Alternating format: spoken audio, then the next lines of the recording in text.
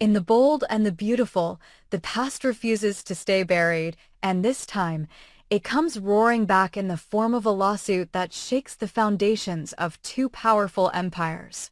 Caroline Spencer, no longer a silent victim, launches a seismic legal assault against Bill Spencer, finally confronting the scheme that once shattered her life and irrevocably altered her future. The infamous lie, the fabricated terminal illness story Bill concocted to manipulate Thomas Forrester into walking away from Caroline, returns with brutal consequence. But this time, Caroline isn't alone and she isn't afraid. She is armed with facts, with fire, and with Luna Nozawa, whose media mastery and digital precision transform the courtroom into a global battleground. The target: accountability. The cost: reputations, careers, and possibly the future of Forrester Creations. Caroline's lawsuit doesn't just demand personal justice, it demands public reckoning. In her formal complaint, she accuses Bill of willful fraud, emotional manipulation, and personal damages stemming from his staged illness hoax, an act that drove a wedge between her and Thomas, destroyed the trust between them, and led to years of emotional trauma, custody battles, and isolation. The lawsuit names Bill Spencer directly but doesn't stop there. Caroline's legal team draws a straight line from Spencer Publications to Forrester Creations, alleging that Forrester executives not only knew about the ruse, but silently benefited from it. She demands a public apology from the Forrester board for enabling the lie and using it to stabilize their brand while exploiting the drama around Caroline's supposed health crisis to drum up sympathy, support, and strategic business leverage. The courtroom becomes a powder keg when Luna releases a multi-part digital series titled Timeline of a Lie, in which she walks the public through every documented step of Bill's deception.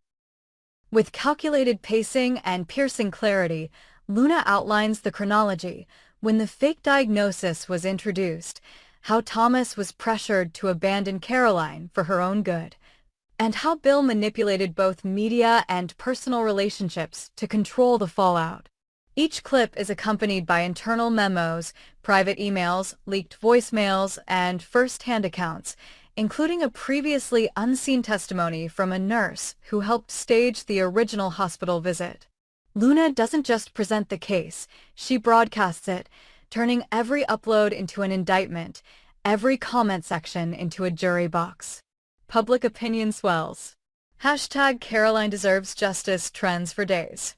Luna's platform becomes a digital courtroom watched by millions. Then comes the twist no one expected. Buried in old legal filings and communications reviewed by Caroline's legal team is a name long absent from the current drama: Sally Spectra. Caroline's team discovers that during the original scandal, Sally had voiced concern over the legitimacy of Caroline's illness. Emails show she raised red flags and suspected something was wrong. But rather than investigate, she was allegedly threatened, silenced, and ultimately written off as jealous and unreliable. Luna wastes no time. In the next clip in her series, she exposes this suppression, releasing screenshots of Sally's early communications, messages that paint her not as a meddler, but as a whistleblower ignored. The inclusion of Sally's name throws gasoline on the media firestorm. Sally Spectra, once a controversial figure, is suddenly reframed as a heroine sidelined by corporate interests. Her supporters rally behind her. Designers she once worked with begin withdrawing from Forrester collaborations. Fashion houses issue statements distancing themselves from any company involved in historical deception or retaliation. The scandal ceases to be about Caroline alone. It becomes a referendum on how the fashion elite have silenced dissent to protect their dynasties. Forrester Creations, once untouchable, now stands at the center of a cultural reckoning. Rich Forrester scrambles to regain control. He calls emergency board meetings, releases statements of regret, and insists the current leadership had no knowledge of the cover-up. But Luna's clips continue dropping, each more damning than the last. She plays audio of executives laughing off concerns, dismissing questions about Caroline's illness, joking that at least the sympathy got the line trending. Public trust erodes fast. International retailers suspend their partnerships. Celebrity ambassadors go silent. Even long loyal collaborators begin exploring new deals elsewhere. Bill Spencer, cornered and enraged, tries to strike back. He holds a press conference to deny Caroline's accusations, calling them revisionist history and claiming he did what he did out of love for his family. But the crowd isn't buying it. Protesters shout him down. Reporters drill him with questions about his manipulation, his lies, and whether Spencer Publications had any journalistic integrity left. Caroline's lawyers serve him a new subpoena minutes after he walks off stage. Meanwhile, Forrester's internal structure begins to fracture. Shareholders demand a vote of no confidence in Ridge's leadership. Steffi tries to hold the brand together, but even her power begins to falter. Hope Logan distances herself publicly from Forrester, calling for a full and independent review of our past practices. Eric, heartbroken, watches his legacy crumble. And Thomas, already isolated from the Douglas custody battle, finds himself further condemned. The court begins reviewing past custody decisions involving Caroline and Douglas to determine whether any were influenced by the illness hoax. There's even discussion of revisiting guardianship. Every past judgment is under the microscope. Nothing is safe. Caroline, watching from the eye of the storm, never blinks. She holds her ground in court, giving measured, powerful testimony about how the lie Bill created tore her apart, stole years of motherhood, and painted her as a fragile, terminally ill woman when she was never sick. She speaks not just for herself, but for every woman manipulated, every truth buried, every voice silenced. She doesn't demand vengeance, she demands acknowledgement. And as the court listens and the public watches, it becomes clear she has already won in the court of opinion. Luna, her campaign nearing its apex, schedules one final broadcast, The Reckoning. In it, she interviews Caroline one-on-one live. No lawyers. No scripts. Just truth. The interview garners record-breaking viewership. Caroline talks about healing, motherhood, and the damage of being used as a pawn in someone else's power game. She thanks Sally for trying to speak up. She thanks Karen for believing her. And she warns Forrester and Spencer alike, never again. By the end of the week, Ridge issues a formal, public apology to Caroline. The board agrees to restructure, and several longtime Forrester executives step down. Bill's assets face frozen reviews. Spencer Publications begins hemorrhaging advertisers. The fashion world, forever changed, begins reshaping itself. New voices emerge. New power players rise. And in the center of it all, Caroline Spencer stands not as a victim, but as the catalyst of an overdue revolution. The bold and the beautiful has turned its most scandalous deception into its most powerful reckoning. The past has returned, not for revenge, but for resolution. And nothing in Los Angeles will ever be the same again. But even as Caroline Spencer secures a long-overdue public apology and watches the walls of two legacies crack under the pressure of truth, the aftershocks are only just beginning. The courtroom has quieted, the headlines have started to shift, but the real battle, one that no apology can erase, is unfolding behind closed doors, in boardrooms, in private homes, and in the fragile spaces between trust and survival. Inside Forrester Creations, the mood is tense, splintered.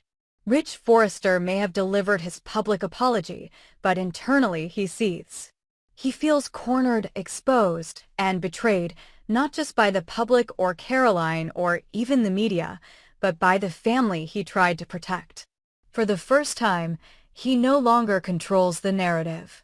Eric, though publicly supportive of Ridge's statement, begins quietly distancing himself, holding private meetings with legal counsel and discussing contingencies for leadership change. Steffi attempts to consolidate her position, but even she is no longer the untouchable heir apparent. Too many names have been tarnished. Too much silence has been exposed.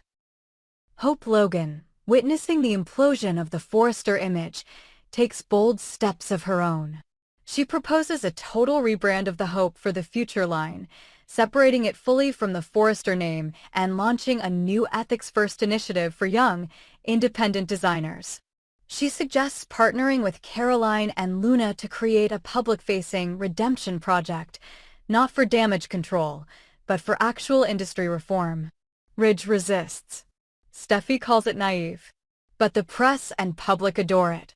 Investors, desperate to show they're aligned with transparency and inclusion, begin shifting their support.